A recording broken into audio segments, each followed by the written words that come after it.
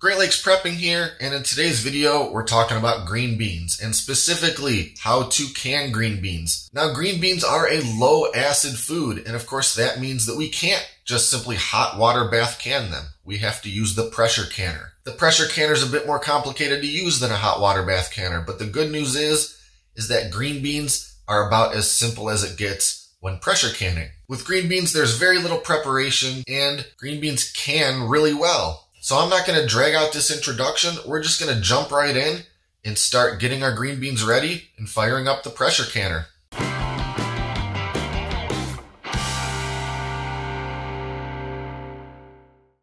And there's just a little bit of prep to do for all of my green beans, and it's no different than prepping green beans for any purpose. And that's to simply wash them and trim off the ends. And as I'm trimming, if I come across any green beans that look kind of weird or are, especially limp or flimsy or have any odd, discoloration or pruning in the skin, I'm just going to go ahead and get that one right out of there. I really want to start with nothing but perfect, firm, ripe green beans. And since I'm using pint jars and lots of green beans are longer than a pint jar is tall, I'll end up cutting most of them in half as well.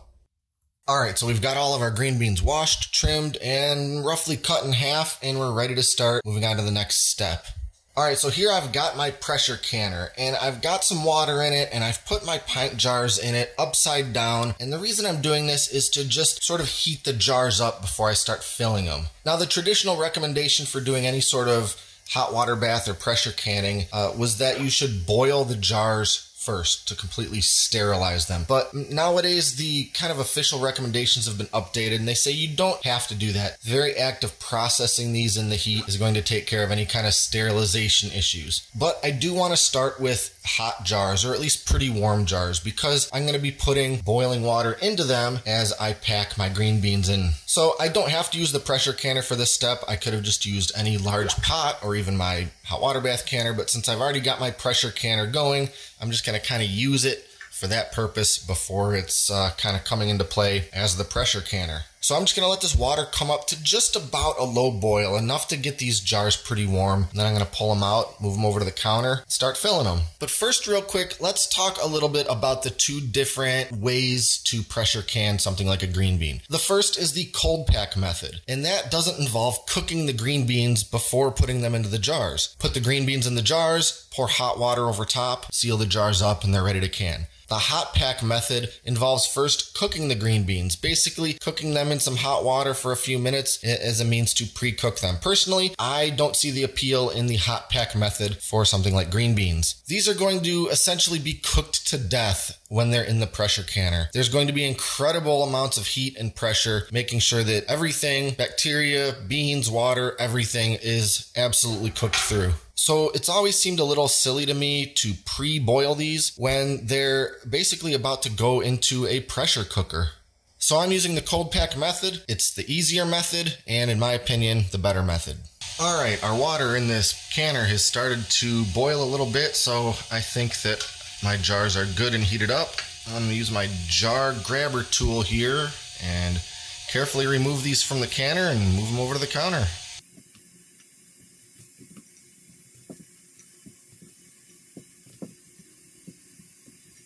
And now, while I've got my kettle full of water getting up to a boil on the stove, we can go ahead and start filling these jars. Now you can optionally add some salt to each of these jars, and ordinarily I don't, but for the sake of making a video, I might as well. So for pint jars, I'm going to do a half a teaspoon of my kosher salt, or you can use canning salt. If you were doing quart jars, you would maybe use up to a teaspoon per jar, and I'll just drop them right into the jar itself. It'll get all mixed in there when I start pouring hot water and so forth in there.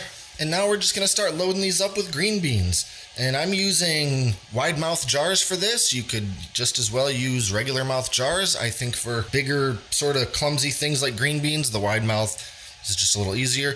Now we want to try to pack as many of these green beans into each jar as we can. And, these beans are a little inconsistently shaped, so you're going to end up having a lot of kind of space and gaps in there that basically just amounts to wasted space. So, I don't know, I kind of try to get as many as I can in there. Now we want to make sure to leave an inch of headspace, and that'll be after we put the liquid in. We still want an inch of headspace. And then my little headspace measuring tool, that's pretty much this last notch. So I may need to take a couple of the green beans out of this one to make sure I have that headspace. And showing on an empty jar, that inch of headspace is pretty much going to bring you about to this lower ridge of the jar.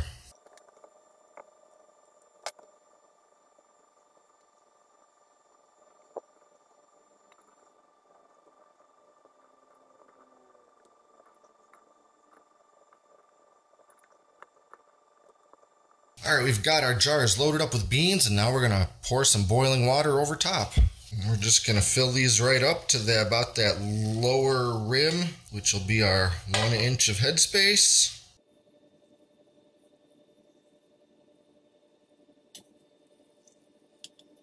And if we've got a little piece of a green bean here and there sticking up a little bit above the level of the water, that's going to be okay. It's not really going to be any kind of a problem. Now just a couple more small steps before we put the lids on. One, we have to debubble these jars, and that's using our little debubbler tool. We want to try to get into that jar just as best we can to try to dislodge any stubborn air bubbles that might be down in there. Just do the best you can. For something that has a lot of solid stuff in the jar that maybe makes it a little trickier to get the tool down in there, I'll then often just take my jar lifter and thunk it on this towel on the counter a couple times, try to jar any of those maybe remaining air bubbles loose.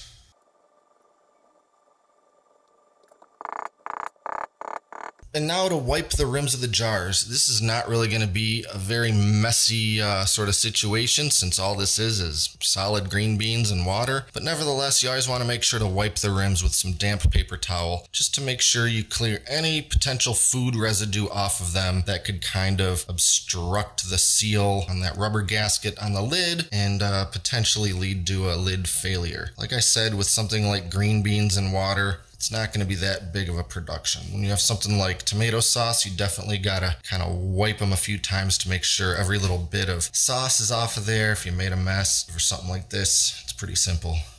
And now to put on our lids. Once again, the sort of old logic and recommendation for canning was that you should boil your canning lids. These days, the recommendation is actually that you don't, because you could risk actually damaging the rubber seal on those lids. But it's still okay to heat them up in some warm water. You kind of get that little bit of that rubber ring starting to soften up just the littlest bit.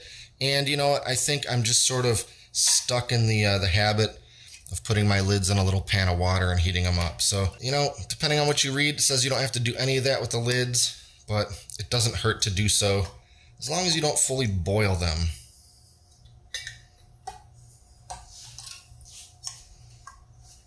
And then we're just putting on the rings, and we're going to screw these down finger tight. We don't want to crank them on overly tight, just tight enough to do the trick. Now we're moving back over to the canner. Alright, canner's on the stove. We've got some water in it, and it may be hard to see in this video, but I've got it filled up to this first notch on the inside of the canner. And that's, according to the instructions for this particular model of canner, is what you have to do. Fill the water up to that first line, and then we're going to set in our jars. Now I'll remind you that the water in this canner is still pretty warm because we used it to steam those jars. And that's okay, because these jars are super hot right now because of the boiling water I put in them, and the fact that they started off quite warm from being in this canner.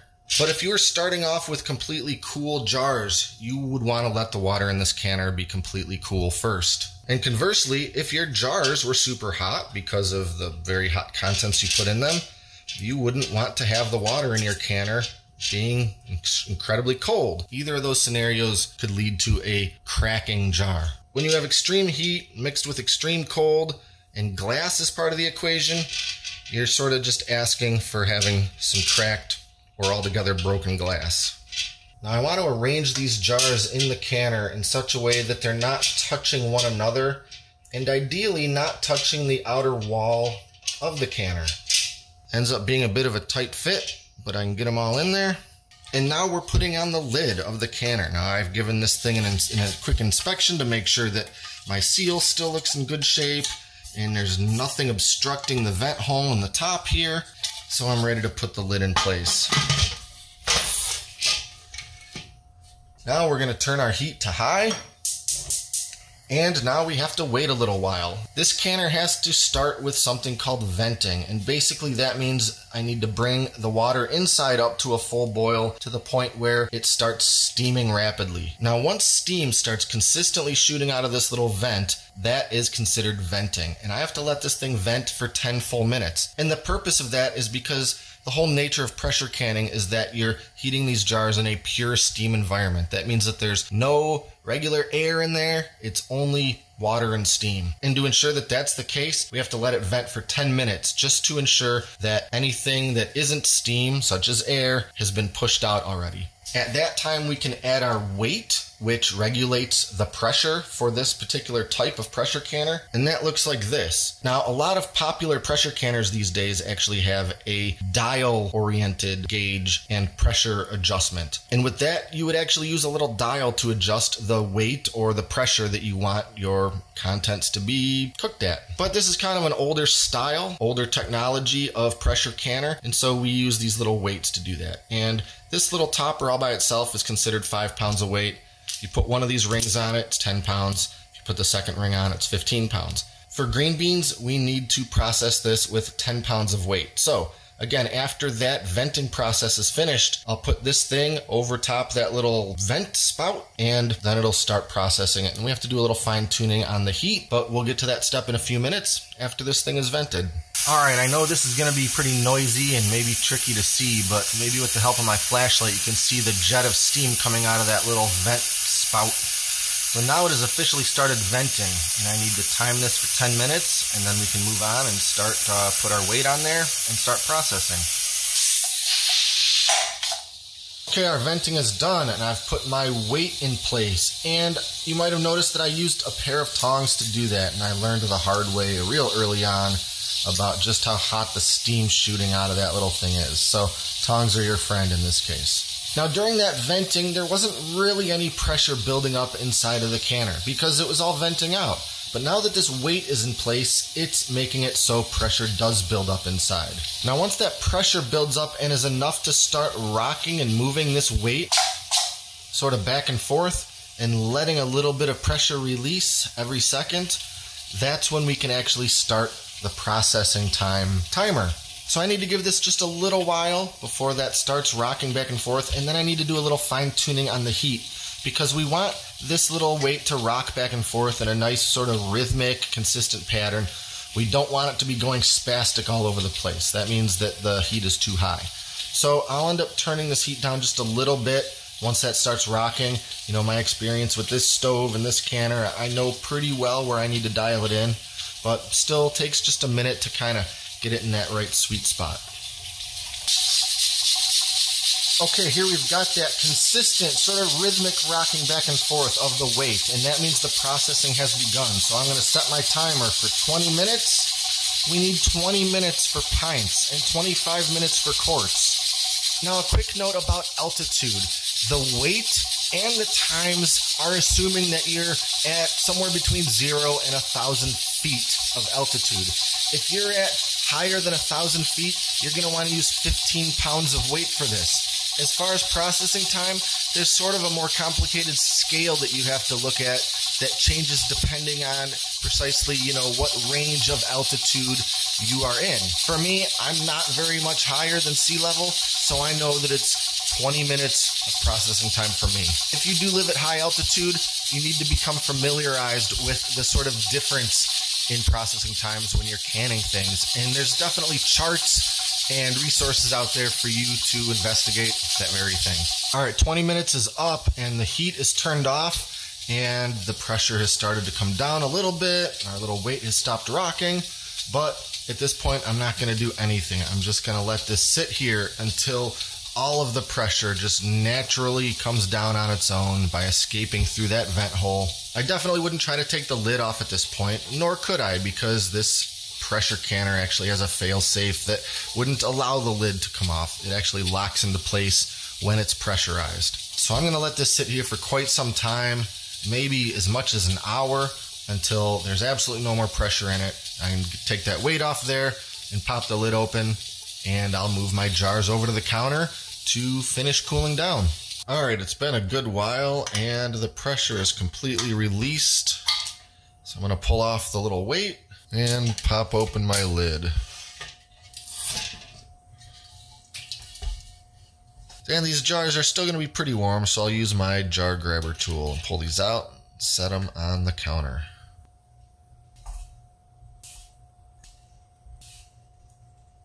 Sometimes people ask me why I always set the jars on 1 or 2 towels. Well, there's 2 reasons. One, to protect my countertop from hot jars. This is just a Formica countertop and I don't want to risk scorching it or burning it or melting it. Secondly is to protect my hot jars from a potentially cold countertop. Like I said earlier, you don't want to have extreme fluctuations in temperature. So the towels just help kind of insulate it. Now all I have to do from here is wait for quite a while. I'll just leave these jars sitting on this countertop for a few hours, probably the rest of the day until they're completely cooled down to room temperature. And during that time, I'm gonna start hearing these lids pop inward. And that's the telltale sign that the jars have successfully sealed. And how long this takes can depend greatly on a number of factors, from the temperature of your jars to the ambient air temperature, how hot they were in the first place, etc. I expect that these jars will all start popping within the next few minutes, but it may take as much as an hour. And as always, if any of my jars don't pop, that's the lid doesn't suck inward, thereby